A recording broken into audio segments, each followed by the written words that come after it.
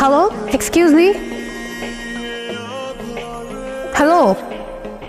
আপনি যাকে ডাকছেন সে এই মুহূর্তে ব্যস্ত আছে, অনুগ্রহ করে অপেক্ষা করুন, একটু পরে আবার চেষ্টা করুন। মানে?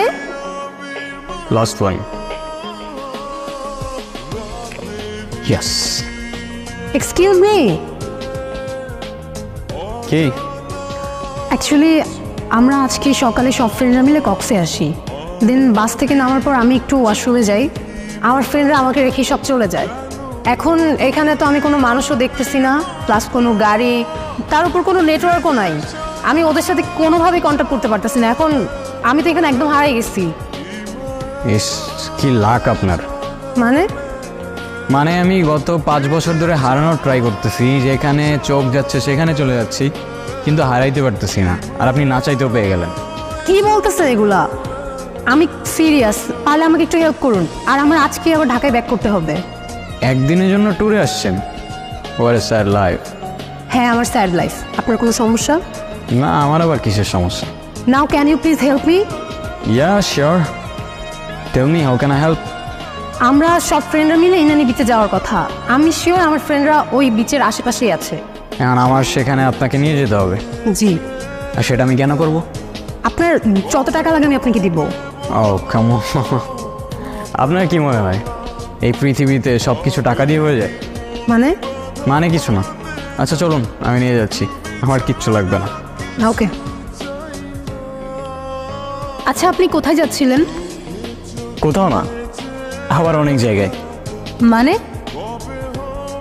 এই তো সময় যেদিকে যাচ্ছে আমিও সাথে সাথে চলে যাচ্ছি।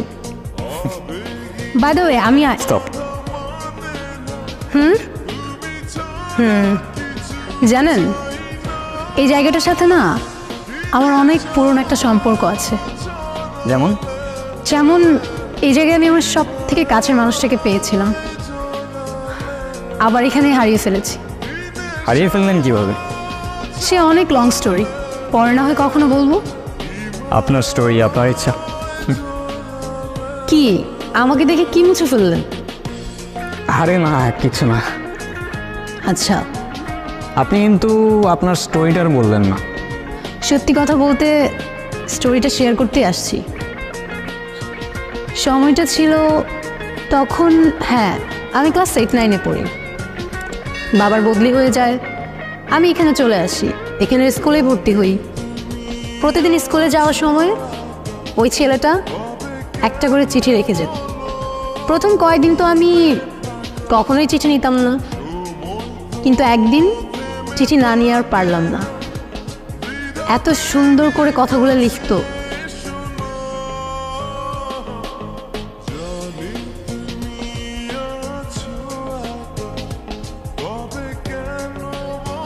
চিঠিতে যে ফিলিংগুলো ছিল সেগুলো এখনকার হোয়াটসঅ্যাপ মেসেঞ্জার জেনারেশন কখনোই ফিল করতে পারবে। প্রত্যেকটা অক্ষরে কেমন যেন মায়া ছিল। জানেন, ও প্রত্যেকটা দিন চিঠি লিখতো, প্রত্যেকটা দিন।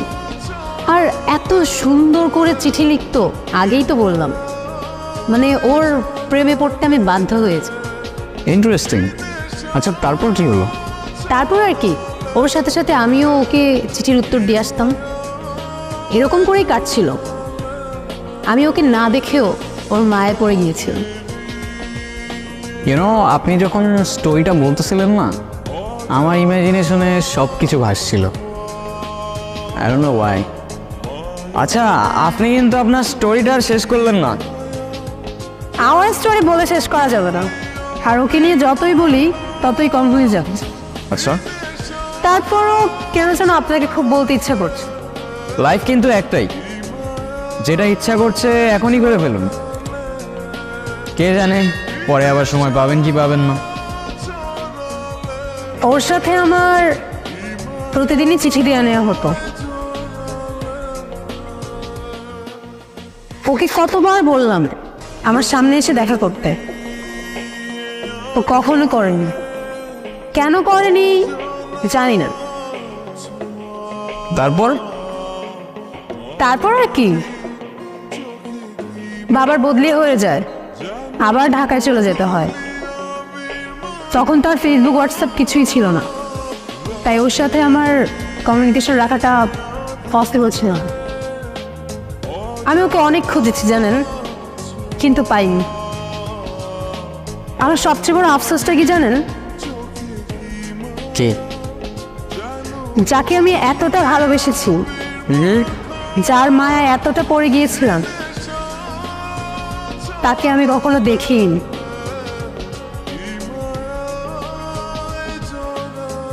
আপনার চোখে পানি কেন? কিছু না, এমনি। আপনি ওকে খুব ভালোবাসতেন তাই না? তাহলে ওই ছেলেটাকে বিয়ে করছেন যে? ওর সাথে আমার ফ্যামিলিগত বিয়ে, ওই যে দেশি কালচার, বিয়ে তো একটা করতেই হবে, সেটাই করছি। ভালো থাকবেন? হয়তো। আচ্ছা, আমার না চলে যেতে হবে, আমার হাতে আর তেমন সময় নাই। আমার আজকে রাতেই ফ্লাইট, মিস করা যাবে না। চলে যাচ্ছেন? হ্যাঁ। ও, I have something for you. কি?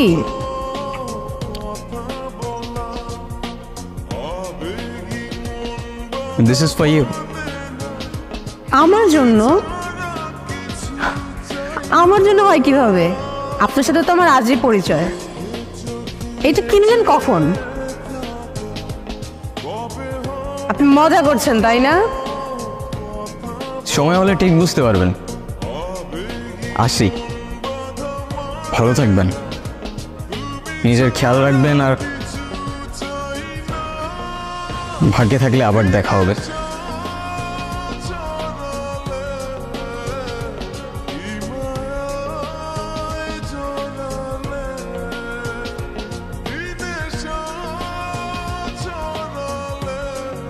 আয়রা, কোথায় হারাই যাও বারবার? আমার কি আর কোনো কাজ নেই? আমি সারাদিন তোমারই খুঁজবো। আরে দেখো না, ছেলেটা চলে গেল, আর যাওয়ার আগে আমাকে এই বক্সটা দিয়ে গেল। কি করবো বুঝতেছি না। কি করবি আবার? ভিতর খুলে দেখবি না? আপন তো একজনের গিফট দিতে দেখবি না? খোল, ভিতর কি আছে দেখ। ভাই তুই শুরু করলি, তোরা ওর সাথে নেকামি শুরু করলি। তোদের নিয়ে আমি আর পারি না। আমার একটা কল আসে, তোরা যা ইচ্ছা কর, আমি কথা বলে আসি।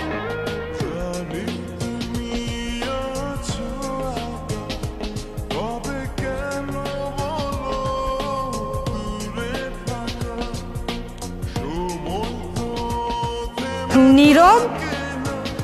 এটা নীরব ছিল? এটা নীরব ছিল? আমাকে শুধু নীরবই আরো বলে ডাকতো। আমি কত খুঁজছি তোমাকে, কতবার খুঁজছি।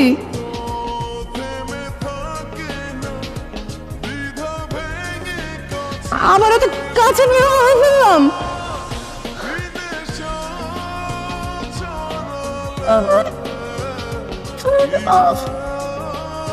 আরও আমি ছোটবেলা থেকেই খুব ইন্ট্রোভার্টেড ছিলাম, কারোর সাথে কথা বলতে পারতাম না, আর সেখানে আমি তোমায় ভালোবাসতাম। কীভাবে তোমার সামনে গিয়ে দাঁড়াতাম আমি বুঝতাম না, কিন্তু আমি সেদিন এসেছিলাম। আমি এসেছিলাম, তোমার চিঠিটা পড়ে সেখানেই দাঁড়িয়েছিলাম। প্রতিদিন আগের মতোই চিঠি দিতাম, দাঁড়িয়ে থাকতাম তোমার অপেক্ষায়, কিন্তু তুমি আর আসনি, কখনো আসনি। কয়েকদিন আগেই তোমার খোঁজ পেলাম, শুনলাম তোমার বিয়ে হয়ে যাচ্ছে। তোমাকে শেষবারের মতো দেখার লোভটা আর সামলাতে পারলাম না। জানো, তোমাকে এত কাছে পাওয়ার পর তোমার থেকে দূরে যেতে প্রচণ্ড কষ্ট হচ্ছে। আফসোস করে কি হবে বলো? ভাগ্যের লিখন কে খণ্ডাতে পারে? হয়তোবা পারে, জানি না। ভালো থেকো, আর ভালোবাসা নিও আরো। নিজের খেয়াল রেখো। আর হ্যাঁ, এটাই হয়তো আমার তোমায় দেওয়া শেষ চিঠি।